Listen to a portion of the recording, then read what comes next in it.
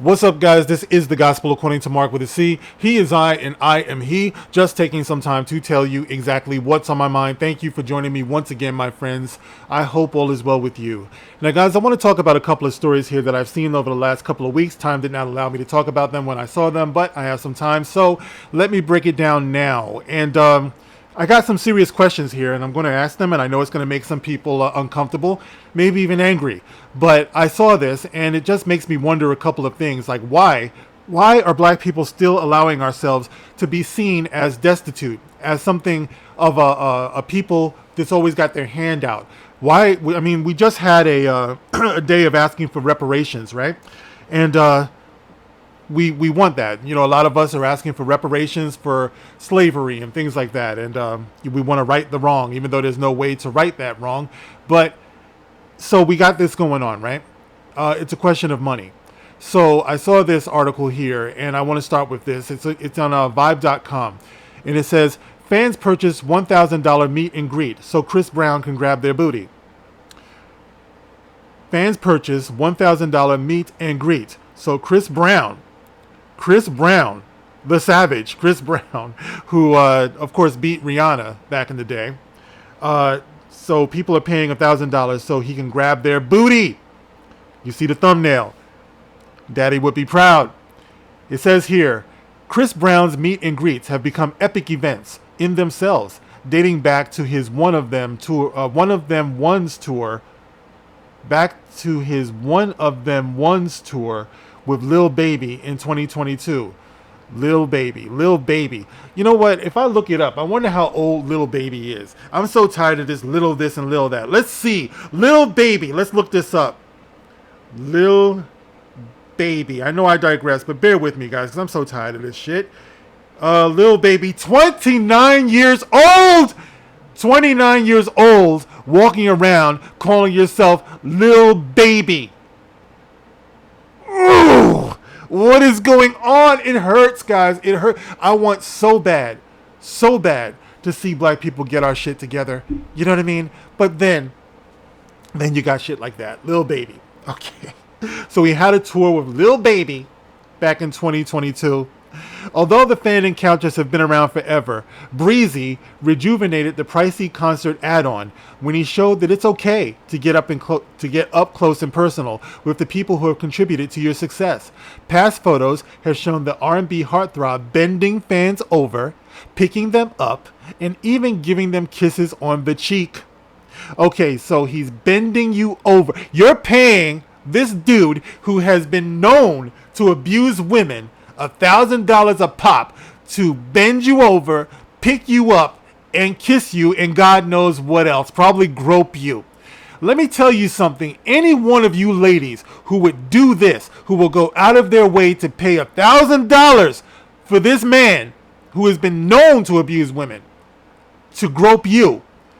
You know what? I hope that he's keeping a record of this. I hope that it's on film, it's on camera, all of that. I don't want to hear about any of them coming back 10, 20, 30, 40 years talking about, he abused me, he touched me, And Chris Brown, does your mother love you? Do your people, why would they put you in a position like this, knowing the trouble that you have already been in? While most of his fan meetings for his 11/11 tour, with most of his recent fan meetings for his 11/11 tour, Breezy has gone viral again. This time, photos have emerged of him grabbing a few fans' booties with both hands. And of course, guys, you see this in the thumbnail. Let's see. Let me see. Oh, yeah. Well, okay. So they just go on to talk about the different packages. The VIP packages have been priced around $1,111. All right. A callback to the album title. All right. Yeah. You get the 8x10 photo, and they show more pictures of these skanks getting their asses grabbed.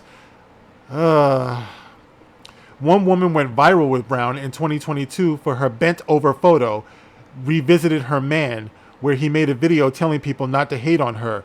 Don't be hating on her because I was grabbing that booty, he jokingly warned critics as she laughed along. Oh, God. Oh God. I also saw another story of some other chick who's gone viral because her boyfriend rightfully broke up with her because she allowed Chris Brown to grope her.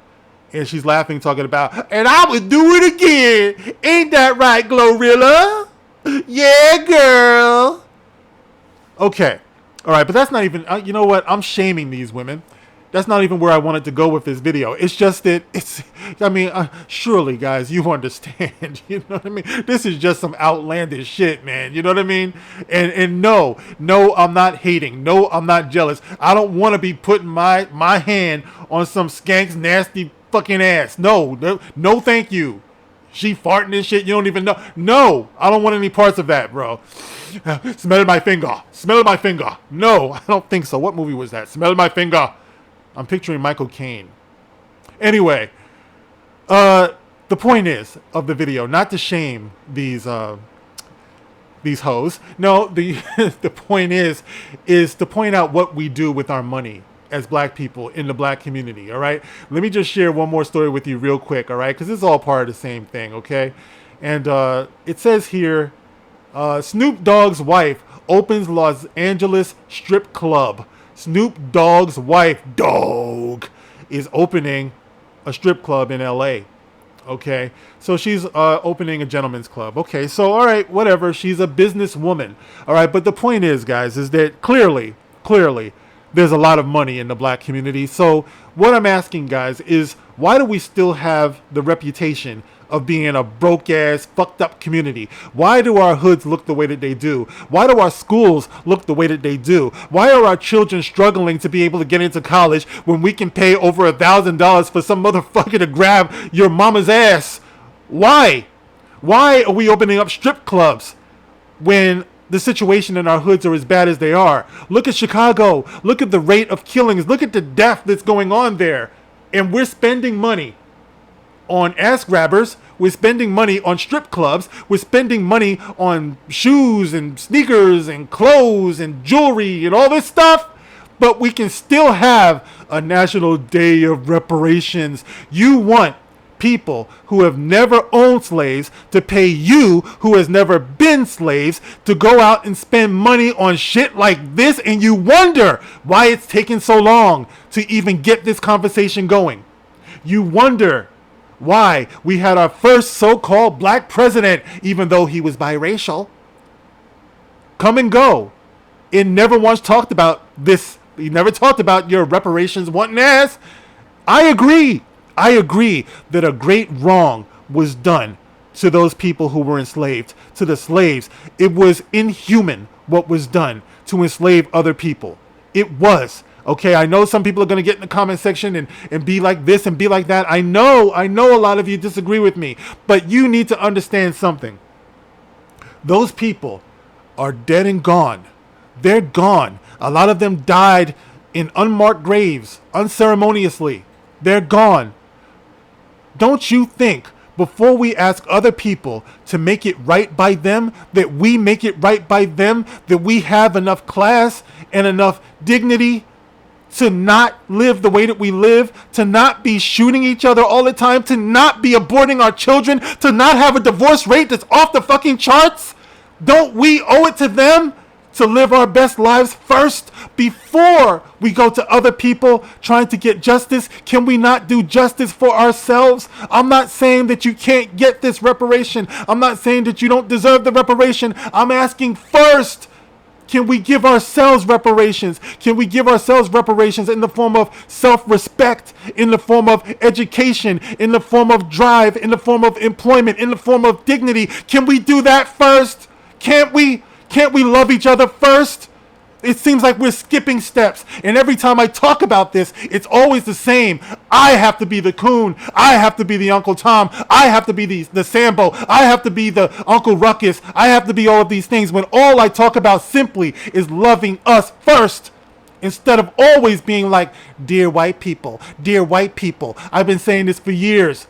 Why not first say, dear black people? Why not talk to yourselves first? Why not address us first? Why not love us first before you do that. You might have an easier time gaining the respect of others when you respect yourself first. That's all I'm saying. But for some reason, that's an alien concept. So, guys, you tell me when you see things like this, people actually paying big money, over $1,000. All right? A lot of us come from broken families. We could use that, man. You know, we could use that. Pooling your resources together to build something. You know, go drive down in some of these hoods. Look at what some of these streets and these blocks and these roads look like. Look at what your children's schools look like. Look at the way these kids are dressed. Look at these kids every weekend. The weather is starting to get nice. These kids are getting shot. They're getting killed by the dozens every weekend. Can we afford this type of thing to continue on? Is this sustainable for us? Look at it. And then you wonder, when you see things like this, you might not make the connection, but I do. You want other people to give you money so you can give money to Chris Brown so we can grab your ass. What kind of sense does that make? And look, Chris Brown, you know, I guess maybe he's having the time of his life. I don't know. I feel bad for the dude, man. It's like everybody got to live and everybody got to love, man. Everybody should feel some dignity. Everybody should love women. If you're a young man and people are paying you to grab their ass, what do you think that man's vision of women are? What do you think his respect for women would be when that's his reality? That's some fucked up shit when you really think about it, bro. But anyway, that's how I feel about this. You can get in the comment section and let me know how you feel about this. As usual, people half-ass listen to my videos, so you're going to come in and make a damn fool out of yourself talking about shit that I never said. I understand that whenever I talk about this type of thing. But anyway, let me stop rambling, and you guys can get in the comment section and have your turn. As always, you can like, you can share, you can subscribe. If you want to contribute to the channel, there's a super thanks feature on each and every one of my videos. Thank you guys for listening. I really do appreciate you. This is The Gospel According to Mark with a C. Rock on.